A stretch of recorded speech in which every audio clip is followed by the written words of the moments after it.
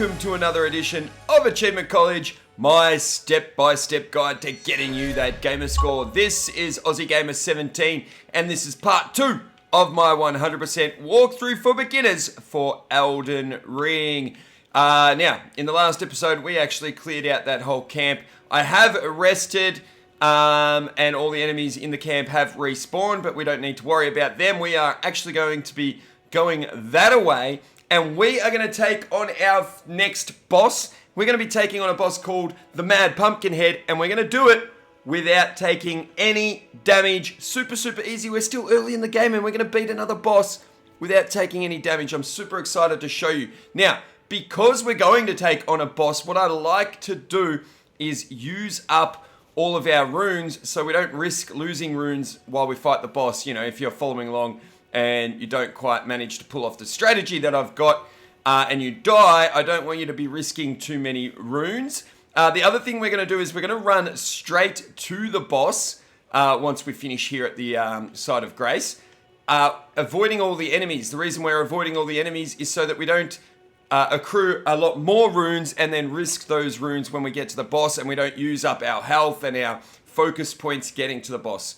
You'll see that that's sort of a pattern that we follow throughout the playthrough, at least in the early stages. But before that, we need to spend our runes so that we, like I said, aren't risking them. So we're going to go to the side of Grace where we left the last video, and we're going to go to level up.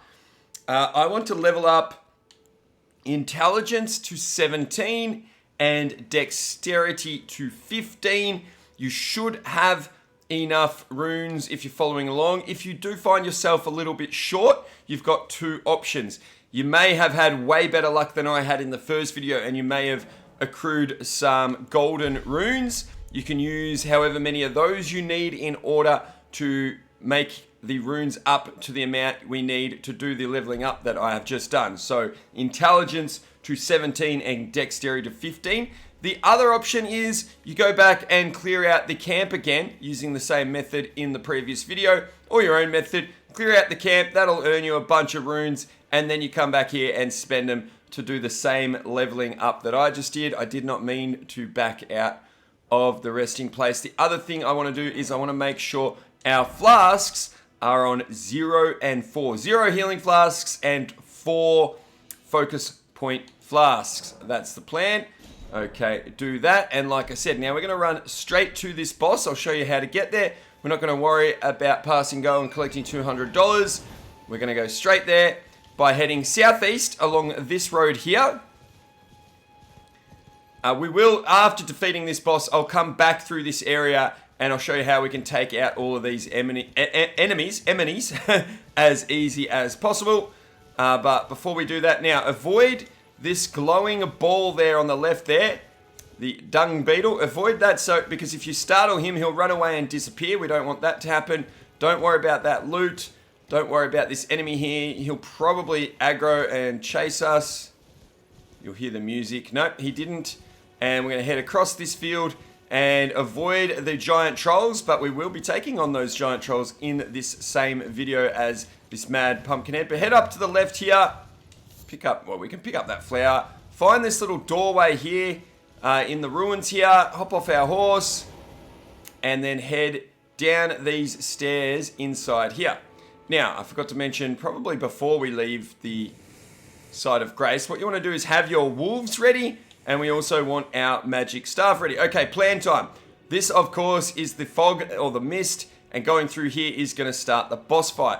As soon as we get through this door, guys, we're not going to lock onto the enemy. We are going to release our wolves, and then we are going to run away from the boss and wait for the boss to engage the wolves, or the wolves to engage the boss. We will then change to our flask of cerulean tears, and we will fill our focus points back up. We will lock onto the boss while he's trying to take on the wolves, and we will unleash as many magic glint blades as we can. If the boss starts to run towards us, we will unlock and run the other side of the room. The wolves will engage him again. If we need to fill up our focus points, we will, and then we'll unleash as many glint blades as we can again. And at some point, we may need to rinse and repeat that, but the boss should be dead at that point. Alright, that's the plan. Let's do it. Make sure you re-equip your wolves. Use them as soon as you can, guys. And then I'm going to be rolling out of the way of the boss and hoping our wolves start engaging. Lock on, fill up your focus points, and then use as many blades as we can until the boss starts running at us or we run out. And just keep circling around here. I'm going to fill it back up again here. We're going to use some more. It's still fighting the wolves, so we don't need to worry. But if it comes for us, we'll run away. But there we go. The Mad Pumpkinhead is dead. The enemy is fouled. We didn't take any damage. It is close right there at the start. So if it does get a hit in you right at the start, don't worry. Take him out anyway. Pardon the interruption, guys, but I just wanted to let you know that it takes a hell of a lot of work to make these guides and walkthroughs that I make on my channel. I need all the support I can get from you bloody legends out there. So please hit the join button to become a member of my YouTube channel, or you can join my Patreon by going to patreon.com/AussieGamer17. Thanks for the help, you bloody legends. You don't need to do it a no damage run. I just wanted to show you how easy that boss is. So if you take a hit, don't worry, because now we have a site of grace right here where we can heal, and that boss ain't coming back. He ain't respawning. It is completely fine. So we're going to rest here, or at least touch it. I'm going to rest just to refill all of our focus points and the like, which we don't really need to do because we're about to fast travel anyway. And then we're going to go in this door here, and we're going to meet a new NPC. Really, really cool NPC. Head inside here. Tarnished, are we? I wonder you should turn up here. I am Selen, a sorcerer, quite plainly. Are you wearing like a statue helmet, helmet? I don't know. Make sure you say, oh, pardon me. Make sure you say you want to learn sorcery. A yen for glintstone sorceries. Well, your aptitude does appear passable. But one must choose one's masters wisely. I was exiled from the Academy of Rea Lucaria. Oh. What did you do? Oh, you're a witch. Still wish to learn from me? Yes, I do. I still want to learn. Make sure you choose that. Well, you are a piece of work. I guess you could say that. I mean, look at our helmets. We're very similar. Stone sorcery. But I refuse to coddle or cast kind words. Never. Anticipate grievances. Young apprentice. Yeah. No worries. And we click on Study Sorcery, and she has a whole bunch of new spells available to buy. Now, obviously, at the moment, we don't really have a lot of money, and just in case you don't... Oh, I think you should have 1,000 just for beating that boss. But we're going to come back and buy the Pebble, Glintstone Pebble in just a minute, and we're going to make another purchase. But we need some more dollary dues, some more runes before we can do that. And I did mention that after we take out the boss, we're going to come back and defeat all the enemies we had to run past and get a few other goodies. So what we're going to do now is we are going to fast travel back to the starting location, back to Agil Lake North, and then we're going to run back down towards where we just did the boss fight, back to the Waypoint Ruins, defeating all the enemies along the way. That's the plan. So fast travel back to Agil Lake North. And once here we are, once again, going to just rest to morning, or pass the time until morning. I didn't even check what time it is. I don't even know. Anyway, make sure it's morning, and we are going to go take on these enemies, starting with that guy over there on horseback, and we're going to use our horseback skill that we used towards the end of the last video. We've got our staff and our magic glint blade ready. And we're heading southeast, but then off to our left, we are going to find this enemy on horseback. Let's lock onto him, and before he turns around, I'm going to send 3 blades at him just to start things off. I wasn't close enough for the first one, my bad. And I'm going to let him chase me. Going to send another blade at him. Oh, I did not mean to go past those rocks there. Let's send one more blade. Hopefully it hits if we just let it get him in the back. Just like that. Now you can also aim for the horse. Make sure when we do that first section we aren't aiming at the horse. I'm not going to be killing the horse. I don't feel like that is necessary. So we're going to leave him there. And we're going to head back to the pathway. And sometimes in practice runs, I found a bunch of glowing skulls. But yet, once again, I think I've got a corrupt save file or something. And it happens to be the save file I'm doing all my recordings on. And I can't go back. Anyway, I'm going to hop off the horse and I'm going to get out our greatsword and equip it in 2 hands. And we're going to run over to these 3 zombie-like creatures. I don't know what the game calls them, but I call them zombies. And we're going to make sure we go for the guy with the torch first. But you don't need to lock on, because if you don't lock on, sometimes you're lucky enough to get 2 for 1 there. Didn't work for me there. You can even do a light attack with this sword. It'll still take them out. So take out the 3 zombies. I forgot that we were supposed to refill our flasks. If you want to, before you kill that 3rd zombie, use a cerulean flask, because sometimes taking out those 3 zombies actually gives you a flask refill. Sometimes it doesn't, so don't rely on it. All right, now we're going to hop into this field over in this direction. We've got 3 enemies by this fire. 1 there, 1 there, you can barely see, and 1 right there. I want to leave that one. He's the bigger enemy. We're going to leave him and do a sneak attack on him. But what we're going to do with these other 2, ignore the guy on the horse, is we're going to use throwing darts to throw darts at them. Don't go anywhere near the dung beetle over there. I know the game calls it something else, but for our walkthrough, they're going to be known as dung beetles. We'll explain those in a moment, but first we're going to take care of these 3 enemies. And we're going to start by throwing a bone dart at this guy. He'll end up coming down here. We'll wait for him to get here, and we'll do a guard counter on him. So hold up your shield and attack.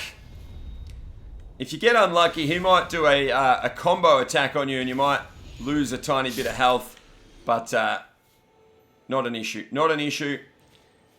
All right, and now we're going to throw a dart at the guy that's standing up there. Get him to come down here and do exactly the same. And ba-boom. Take care of him. And you'll see the big guy's up and about. He's wondering what's going on. He's taking out some anger on some innocent crates or whatnot. And now he's settled back down. He's going back to position. We want to make sure that horse dude has walked away. Steer clear of the dung beetle. Sneak up on this guy and backstab. Now, if the backstab, for some reason, sometimes it's not quite powerful enough to take him out in one go. Oh, we got our flask refill right there as well, so that's handy. Sometimes it's not, it won't kill him in one go, just give him a light attack after the backstab. All right, we're going to take care of the dung beetle. I'm going to swap over to my greatsword. I'm going to put it in 2 hands. Be ready to swap to your other weapon if this first attack doesn't kill it. We want to sneak up on the dung beetle on the opposite side of the actual beetle, locking onto it, and then do a charge attack right here. With the greatsword in 2 hands, it should take care of it in one go. And you'll see there we got the Ash of War Determination. All right, now, another horseback enemy. We're going to swap over to our staff, and we are going to use the same tactic that we used on the previous horse enemy. I'm going to wait till he turns and heads back up the bridge like that. And this time I might try 4 glint blades. Be closer this time. So close up behind him. There we go. 4 glint blades to him. Ignore the horsey. And I think he dropped some loot. We're going to hop off our horse anyway, because I've actually fallen off this bridge trying to get this item whilst on horseback. What you want to do is grab a smithing stone there. What's that, guys? We've got 2 smithing stones. We can upgrade our weapon next time we head back to the Church of Allah. We can grab whatever this guy drops. Get out our normal sword, not the big 2-handed sword. Get into crouch mode, and we're going to sneak up on this guy here.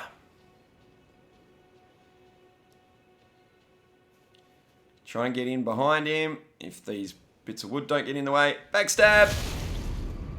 Again, if you need to, you might need to do a little light attack after the backstab. I have seen that not work. There are butterflies available at this fire.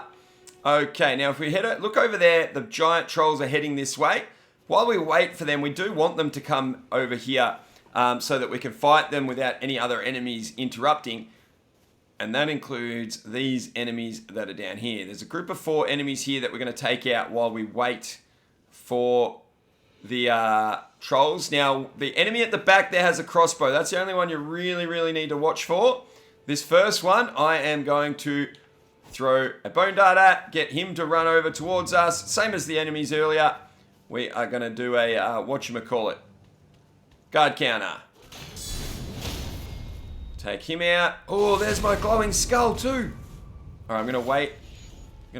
We're going to do something with that glowing skull in just a second. Let's get one of these guys to come to me by throwing another bone dart. We want the guy with the crossbow walking away, so that's perfect.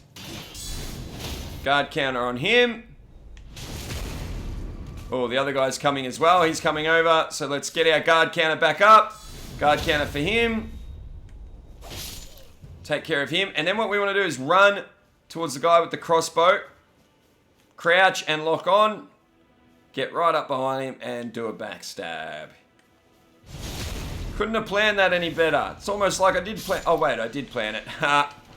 There we go. Oh, he gave us some gauntlets. That would be random. Oh, I've got a couple of glowing skulls. Finally, no, that's a normal skull. I was about to say, finally, my luck has changed. Okay, glowing skull. If you haven't already seen many of these, I like to just roll into them.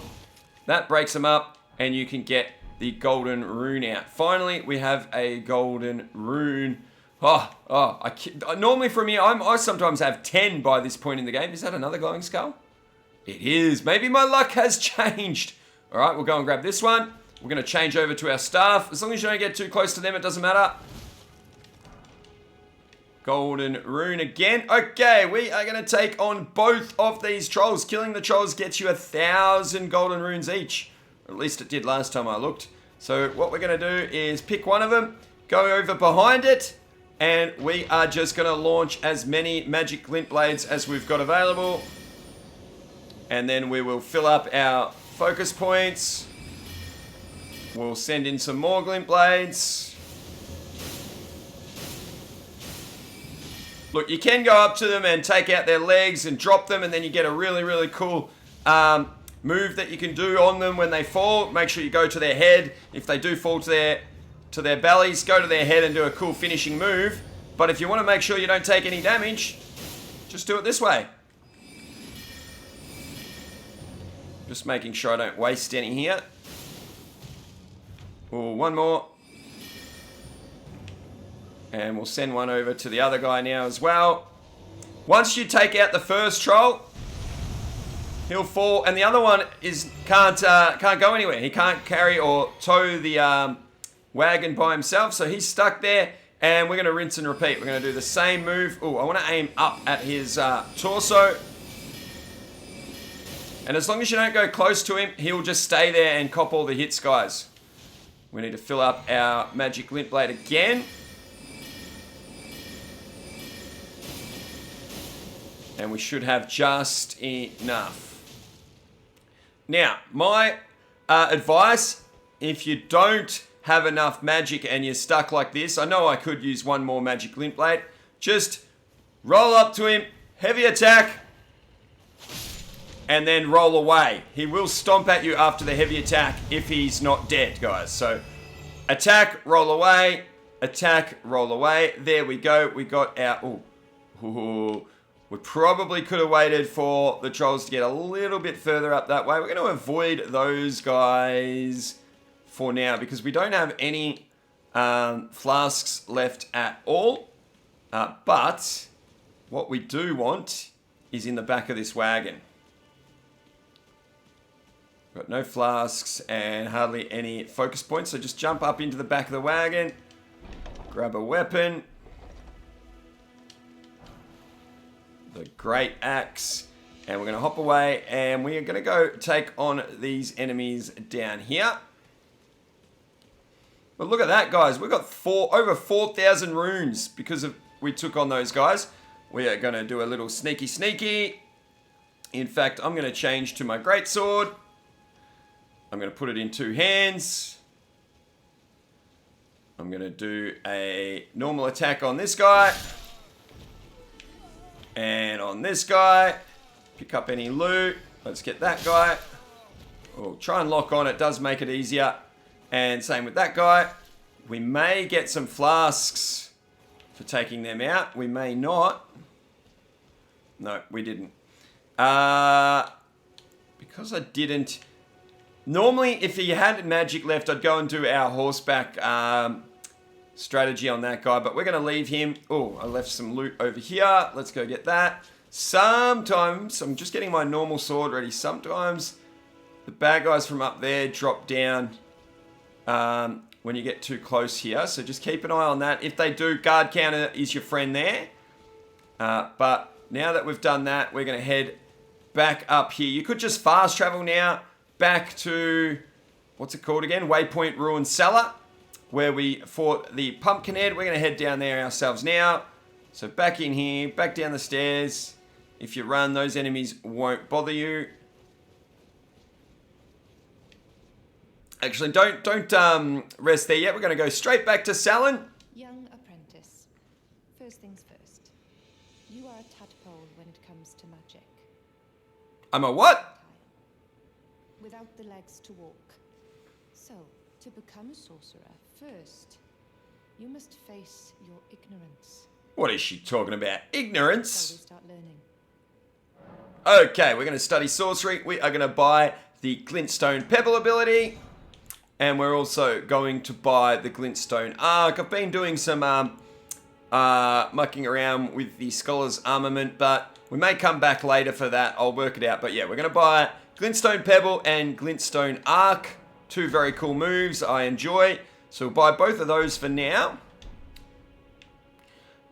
We will go and rest here, and I'll just show you exactly how to equip either of those moves. You go down to memorize spell, and in here it's really just like equipping anything else. We've already got the magic glint blade equipped there. We've only got 2 slots for sorceries at the moment.